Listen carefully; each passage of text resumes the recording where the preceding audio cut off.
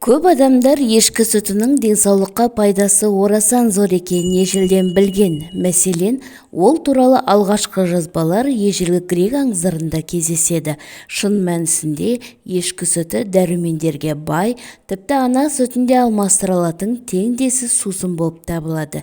Десе де, оның пайдалы қасиеттері көп болса да, кей жағдайда ол нәресте денсаулығына зиянын тигізуі мүмкін. Осыдан бірнеше онжылдықтар бұрын сәбилерді жасанды ұнтақ сүтімен емес, ешкі сүтімен өсірген. Себебі ешкі сүтін адамдар сиыр сүтіне қарағанда нәресте үшін жеңіл қорытылатын әрі пайдасы ұшаң теңіз сусын деп қарастырған.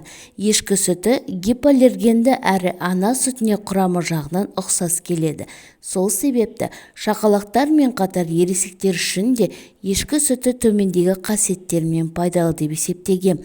Бірінші, иммундық жүйені нығайтады, асқазан ішек жолдарының жұмысын қалыпқа келтіреді, тірек қозғалысы жүйесі жұмысын жақсартып, рахиттің алдын алады, жүрек жұмысын жақсартады екен.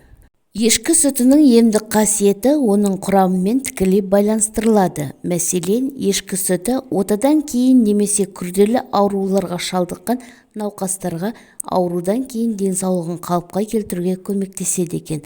Ал оның құрамында йодтың көп болуы балалардың әлі қалыптасып үлгермеген қалқанша безін қорғап, ми жұмысын жақсартады. Сонымен қатар, ешкі сүті асқазан қышқылы шамадан тыс көп болған жағдайда ас қорыту жүйесі ағзаларының жұмысын жақсарту үшін де пайдаланылады екен.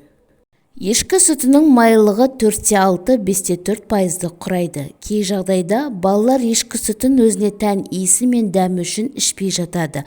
Бұл ретте ешкі неғұрлым таза болса, оның сүті де дәмдірек болады. Мұндайға жол бермес үшін ешкінің немен қоректенетінін, оның қожайындары қарапайым санитарлық гигиеналық талаптарды сақтайтынына көз жеткізу керек.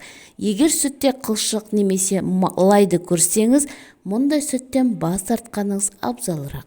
Ешкі сүтінің құрамында кальций, магний, фосфор, марганец, мыс, А, В1, С және Д дәрумендері, аскорбин қышқылы көптеп кездеседі. Сонымен қатар, балалар үшін ең пайдалы емдік сусын болып табылады екен. Сонымен қатар, ешкі сүтінің мынандай дерттерге де шипасы бар екен. Мысалы, ұйықтай алмайтын жандар үшін, сүйек сынғанда оның қалпына келтіруде ешкі сүтінің пайдасы өте зор. Егер мұндай жағдай орын алса, ешкі сүтін ішу керек. Көздің нашар көруіне емдік шипасы бар. Асқазан ішек қарын жолдарының аурулары мен астан аллергиясы барлар үшін де өте пайдалы екен. Сүтке бал қосып ішсе, жүйкені тыныштандырады. Диабет, диатезия ағзаның қорғаныс қызметін арттырады.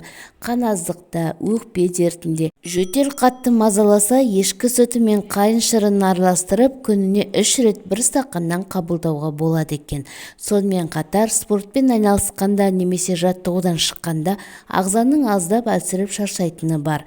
Мұндай жағдайдан кейін ешкі сүті арқылы арылып, күш жинауға болады екен. Ескертетін жайт, ешкі сүтін танымайтын адамдардан кез келген жерден сатып алуға болмайды.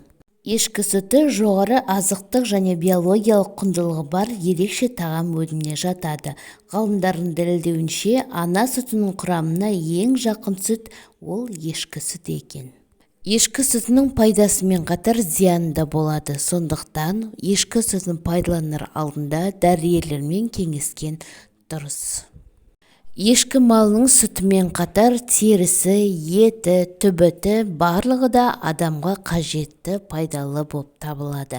Ақпарат пайдалы болса, каналыма тіркеліп, лайк басып, пікір қалдырып, достарыңызбен бөлісуді ұмытпаңыз.